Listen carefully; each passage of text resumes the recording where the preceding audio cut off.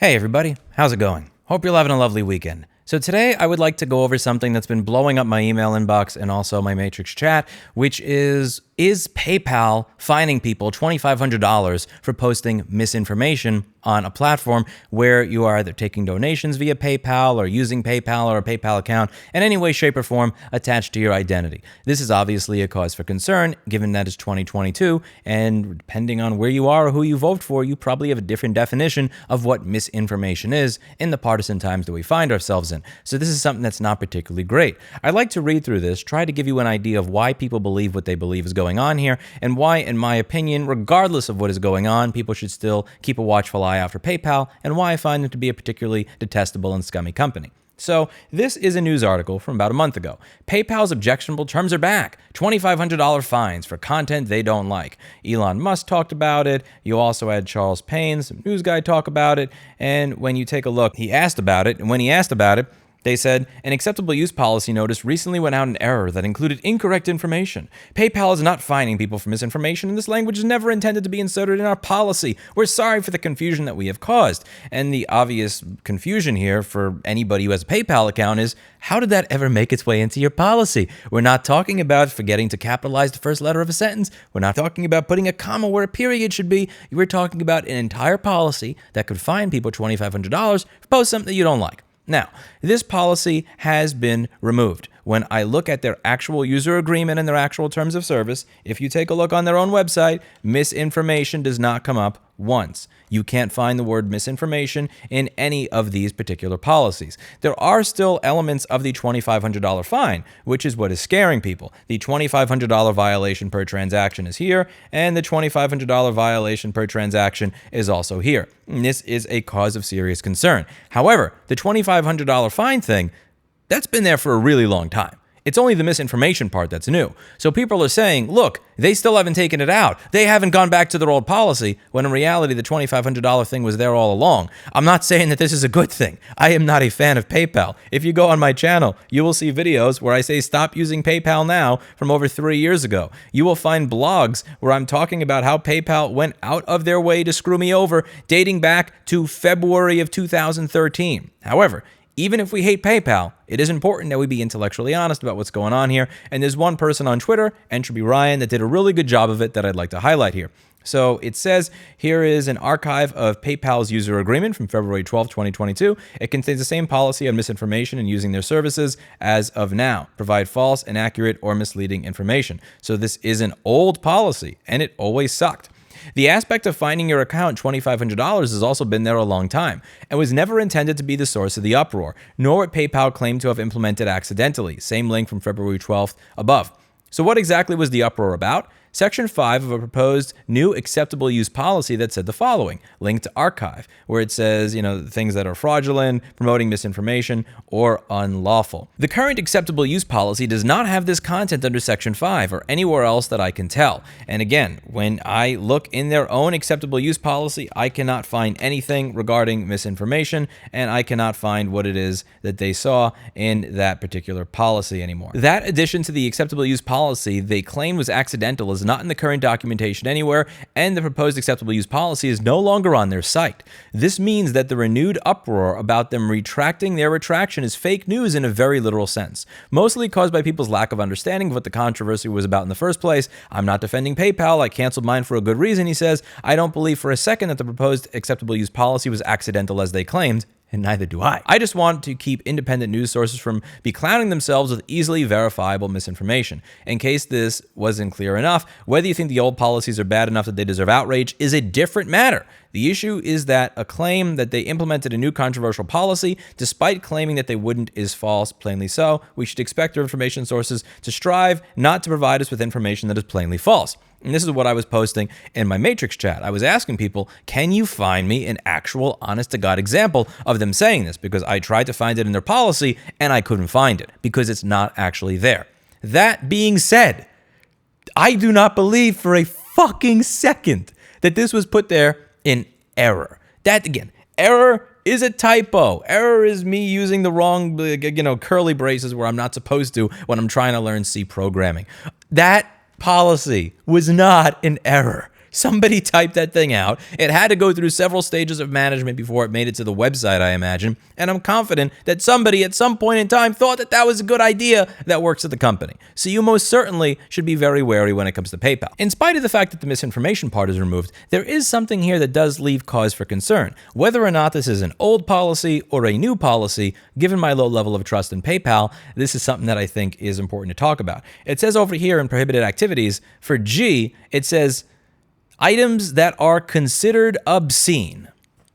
Who defines something like obscene?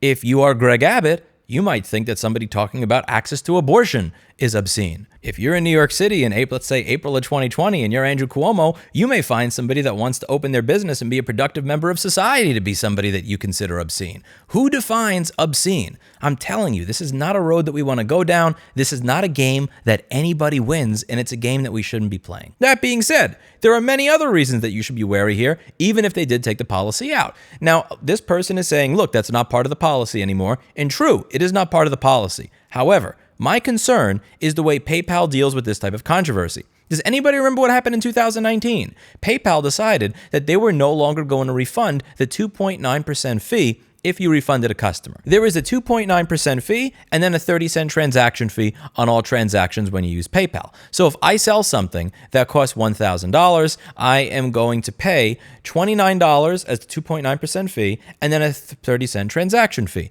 If I refund you because you call me up and say, Louis, my bad, I'm so sorry, I bought the wrong thing. Can you refund me? I used to get the entire $1,000 back minus the 30-cent transaction fee, which fair enough. What they started doing in 2019 is they announced a new policy whereby they're not only not refunding the 30-cent fee, they're also not going to refund the 2.9% fee.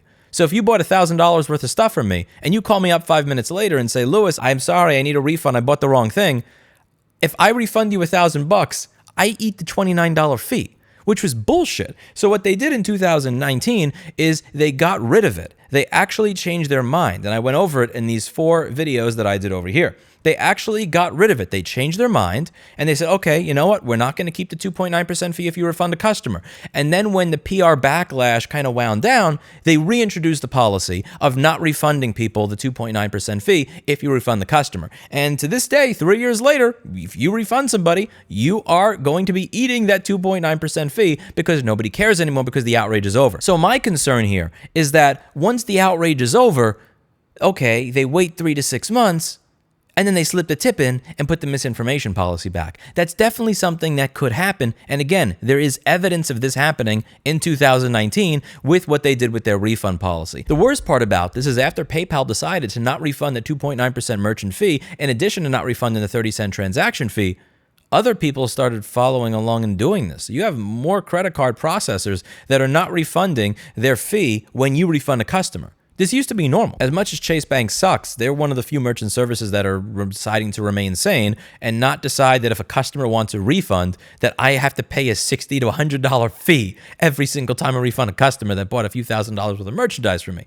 But other people are looking to see what they can get away with and following in lockstep, which is why in 2019, I got rid of PayPal for about 95% of my business. I no longer allow it for my online store. I no longer allow it for repairs. I only allow it for recurring subscriptions to service contracts where people are actually getting honest answers every month from a person that is doing regular work if they already signed up via it. However, I do not take any new payments and new contracts via PayPal. If you already had it, you already signed up for it, I will honor the fact that you signed up with PayPal, but nobody else is doing it. So I got myself down to the point where I reduced my exposure to PayPal by about 95 to 99%.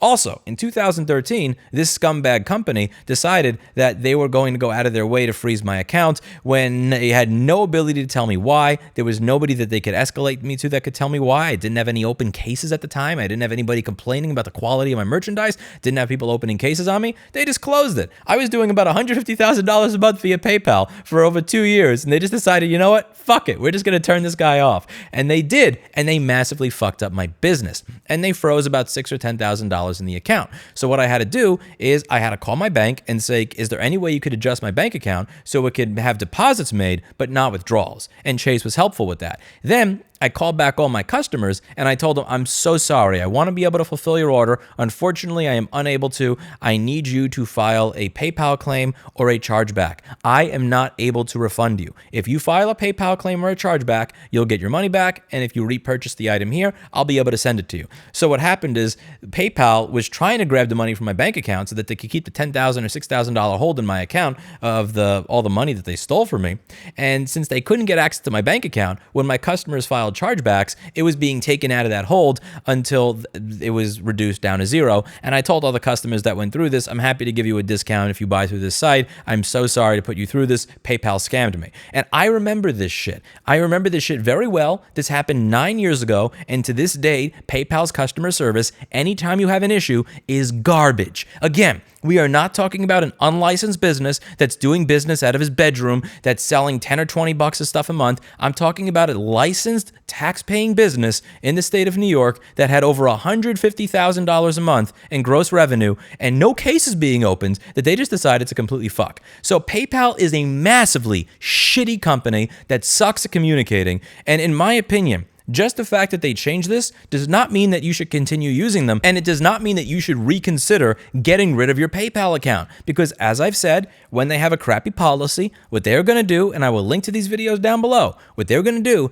is they're going to wait for everything to blow over, wait for you to forget about it, and then re-implement the shitty policy. Because that's exactly what they did when it came to not refunding the 2.9% transaction fee on top of the 30-cent fee when it is that you refund a customer. And there's a good chance to do the exact same shit with this. In my opinion, PayPal is not a company to be trusted in any way, shape, or form, and anytime you can avoid using them, it is a good thing. I have managed to reduce my exposure as a business by about 95 to 99% compared to where it was before, and I'm going to continue doing so as time goes on because these people, in my opinion, are pieces of shit and will do exactly what it is they can get away with. That being said, two things can be true at once. I can hate PayPal with a passion and still want to be intellectually honest about what is going on. We have to be intellectually honest about the fact that many of these policies were already in place a long time ago, and they did indeed remove the misinformation section of it.